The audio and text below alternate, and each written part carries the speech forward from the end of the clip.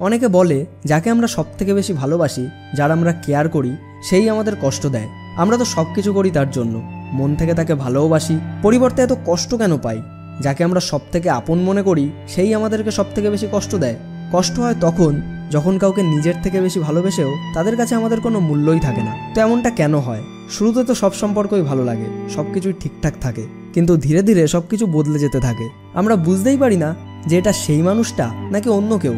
আজকাল মানুষ একটা বড় ভুল করে, যে মানুষ কাউকে ভালোবাসে সে সামনের জনের কাছে আশা করে বসে থাকে যে সেও তাকে তার মতো করেই ভালোবাসবে। আমরা যে কাউকে এত বেশি গুরুত্ব দিয়ে ফেলি যতটা সে পাওয়ার যোগ্যই নয়, আর এই ভুলটি আমরা বারবার করি। আপনি সব জানেন, সব বোঝেন যে ওই মানুষটির কাছে আপনার কোনো মূল্যই নেই, কিন্তু তারপরেও আপনি তার পেছনে পড়ে থাকেন। তাই তো আপনার মন ভেঙে যায়, আর তাই তো আপনার জীবনে কষ্ট আসে। অনেকে বলে সহজ নয় এই সব কিছুকে ভুলে যাওয়া। যাকে আমরা জীবনের সব থেকে বেশি ভালোবেসেছি, যখন এটা জানতে পারি যে তার জীবনে আমাদের কোনো মূল্যই নেই, তখন তো মনটা ভেঙে যায়।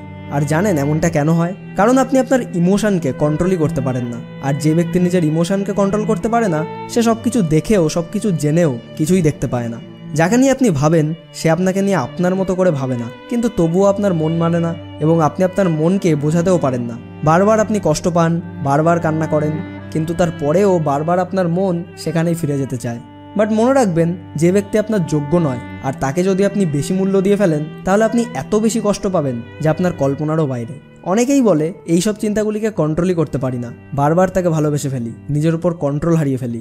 বাট আমাদের মাথায় রাখতে হবে, জীবনটি একটি গাড়ির মতো। যদি কোনো ড্রাইভার তার গাড়ির কন্ট্রোল হারিয়ে ফেলে, তাহলে অ্যাক্সিডেন্ট তো হবেই, এমনকি তার মৃত্যুও হতে পারে। আর আপনি তো আপনার জীবনেরই কন্ট্রোল হারিয়ে বসেছেন, মন তো ভাঙবেই, কষ্ট তো একটু হবেই। অনেকেই প্রশ্ন করে কিভাবে আমি এই কষ্ট থেকে বেরিয়ে আসবো, কিভাবে নিজেকে কন্ট্রোল করব।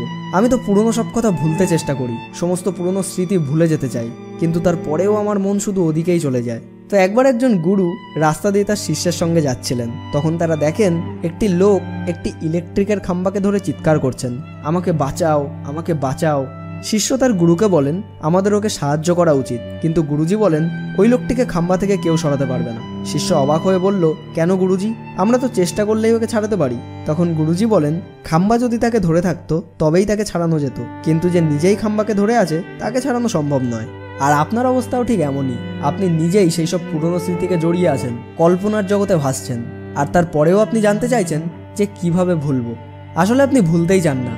মনে রাখবেন, যখনই আপনি কোনো লক্ষ্যের দিকে পা বাড়াবেন, তখন পুরনো ঠিকানা অটোমেটিক পেছনে পড়ে যাবে। আপনাকে শুধু এগিয়ে যেতে হবে, পেছনে ফিরে তাকাবেন না। আপনি এই কারণেই কষ্টকে ভুলতে পারছেন না, কারণ আপনি বারবার পেছনের দিকে দেখছেন, আর এই কারণেই আপনি এগোতেও পারছেন না। যে মানুষ সামনের দিকে এগিয়ে যেতে থাকবে, তার সামনে কোনো কষ্টই টিকতে পারে না।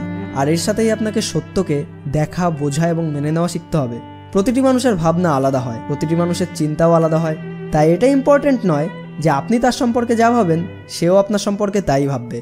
আর যতক্ষণে বেশিরভাগ মানুষ এটা বুঝতে পারে, ততক্ষণে অনেকটা দেরি হয়ে যায়। তাই সত্যকে চিনুন, সত্যকে বুঝুন, নিজের ভাবনাকে কন্ট্রোল করুন, আর এই সত্যটাকে মেনে নিয়ে সামনের দিকে এগিয়ে যেতে থাকুন। আর আপনার এই যাত্রায় success never end team always আপনার পাশে থাকবে। তো বন্ধুরা, আপনি আপনার জীবনের এই যাত্রা কবে থেকে শুরু করছেন তা আমাদেরকে কমেন্ট করে অবশ্যই জানান। আর আজকের এই ভিডিওটি একটুও কাজের মনে হলে লাইক করুন এবং শেয়ার করুন আপনার সমস্ত বন্ধুদের সঙ্গে। সম্পূর্ণ ভিডিওটি দেখার জন্য আপনাকে অসংখ্য ধন্যবাদ।